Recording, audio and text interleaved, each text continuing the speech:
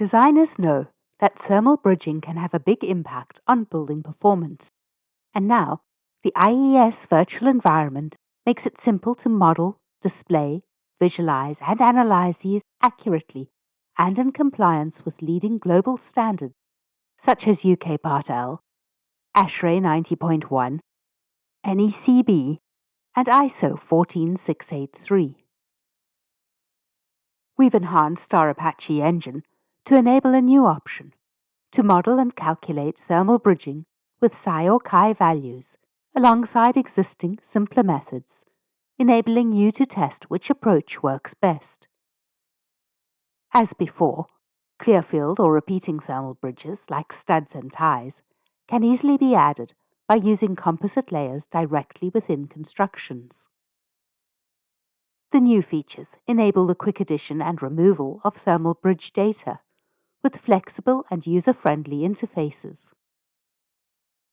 For linear, non-repeating thermal bridges, the simple Y value using an overall coefficient or the percent uplift methods are still available.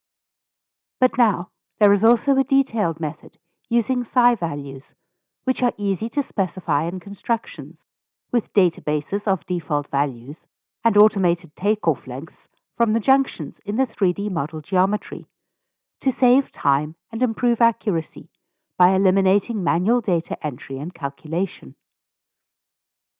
Now we can also add non-repeating and random area, linear, and point types. These are drawn onto the 3D model as areas, lines, or points, with assigned properties which include Psi or Chi values. It's easy to review which junction types are assigned where, or include this in reports, by using the color-coded view of the 3D model. This ensures that thermal bridges are included in the Apache simulation without complex workflows for a true physics-based representation. VistaPro also has new, detailed outputs for assessing how each thermal bridge impacts the overall energy performance.